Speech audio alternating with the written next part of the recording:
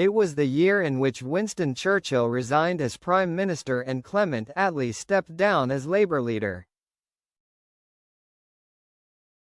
An ITV franchise began broadcasting commercial television for the first time.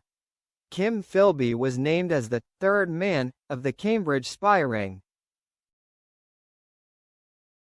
For followers of the Scottish game, 1955 was to be something of a collector's item. Aberdeen were crowned champions, although fifth-placed Hibs competed in the inaugural European Cup the following year as they were the only club with floodlights.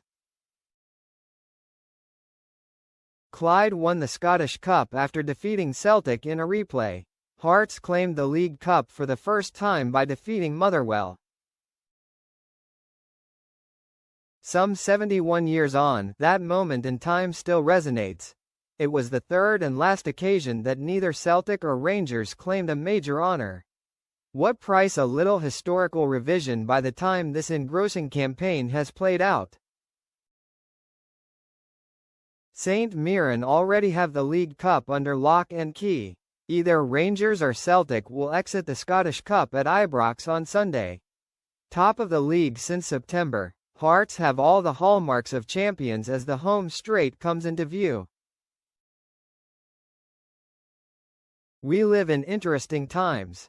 Since time immemorial, a poor season for one half of the old firm has invariably meant a bountiful one for the other. Maybe not this year. While both clubs could clearly yet win the double, you'd get long odds against that. Celtic and Rangers just look too vulnerable to produce the perfect finish which would be required in both competitions. The smart money would be on one of them ending up empty-handed come May. And it's entirely plausible that both might not win a thing. The fear of having zilch to show for their efforts adds another layer of intrigue to the latest skirmish, which will unfold on the south side of the city 1 week after honours were scored even on league business. As treasured as the Scottish Cup always has been and always will be, ordinarily, winning it would be seen to be of secondary importance in the wider scheme of things. Perhaps not this year.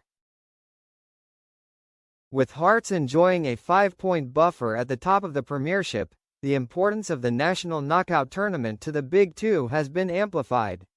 If any side's season is going to be saved, then Sunday at Ibrox would be an opportune time and place to get started.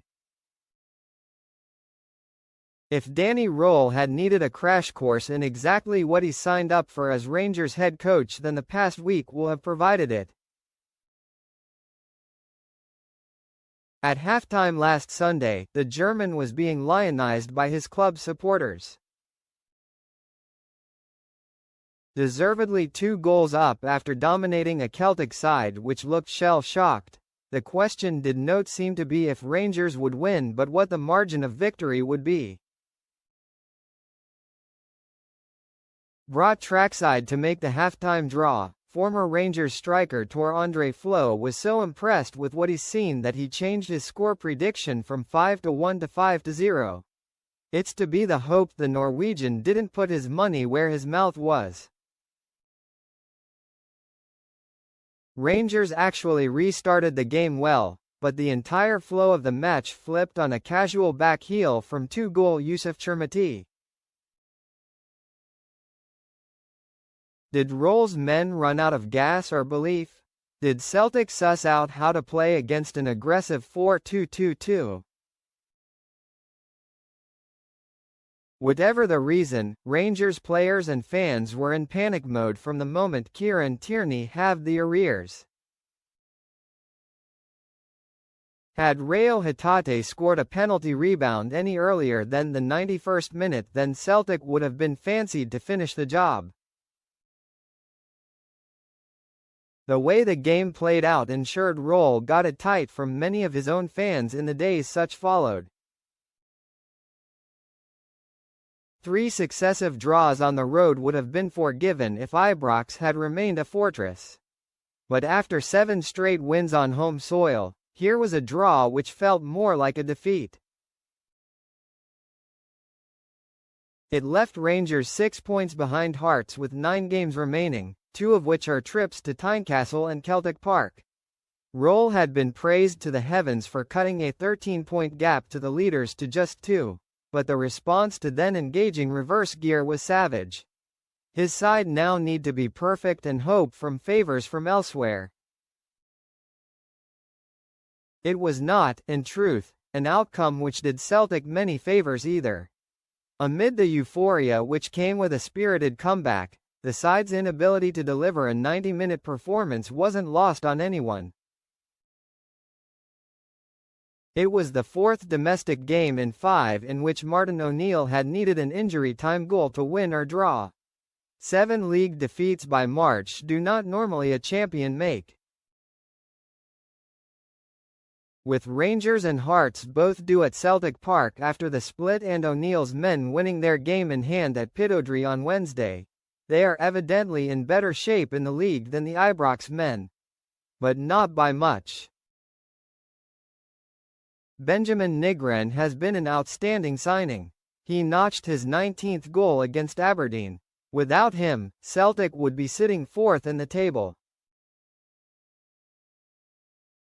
To stand any chance of finishing the season with silverware, it's imperative the Swede remains fit and available. The goals simply aren't coming from elsewhere. Roll has a few more eggs in his basket. Chermati looks a different player from the one who laboured badly earlier in the season.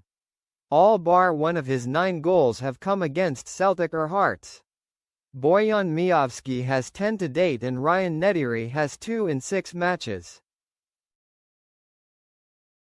Given the shambles he inherited, the German coach deserves praise for guiding Rangers into a position where they are in contention for 2 trophies.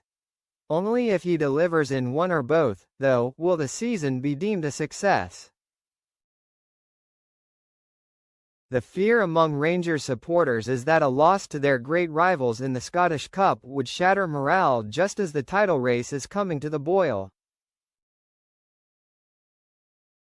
"I think Danny Roll needs it more than Martin O'Neill," said former Celtic striker Chris Sutton. "The reason I say that is Martin O'Neill as a manager this season has twice come in and kept Celtic hanging on in a title race. The Celtic fans aren't going blame Martin O'Neill for the mess the club has been in this season. We know where the anger and ire and blame is laid out from the Celtic support. With 3 times the number of visiting fans inside the stadium as there were a week ago, it will be a derby with a retro feel. The abolition of replays, though, means one link with the past has gone. Come what may, the issue will be decided on the day.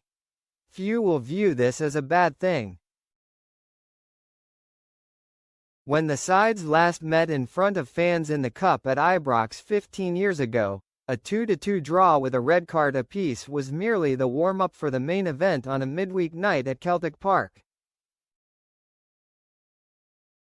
That was the so-called shame game, with the Scottish government ludicrously calling a summit after 2 more red cards, both for Rangers, and some heated exchanges on the touchline following a 1-0 Celtic win. Given the current composition of the league table, if anything, the stakes for this one are higher.